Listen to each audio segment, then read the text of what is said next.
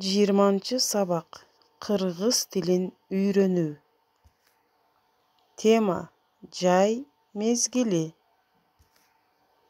Isık kumda qaqtanıp, suuga düşöm түштө мен, ооруганды билбеймин, күнгө күйгөн бүт денем. Жайкы эс алуу. Жай эң сонун мезгил. Жакында каникулга чыгабыз. Биз жайлоого, көлгө барып эс алабыз. Жайында жаратылыш абдан кооз. Жай айында күн ысыкта баш кийим кийиш керек. Күнгө өтө көп күйүүгө болбойт. Жолго жакын жерде ойноого болбойт. Китеп окуганды унутпагыла, сууну кайнатып ичкиле.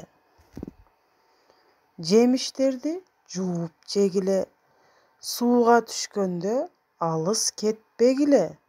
Атка мингенде алыс кетпе. Сүттү кайнатып ичкиле.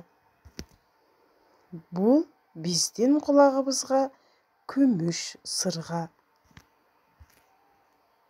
Жайында күн ысык болот. Күн ысыкта сууга түшөбүз. Жайлоодо эс алабыз.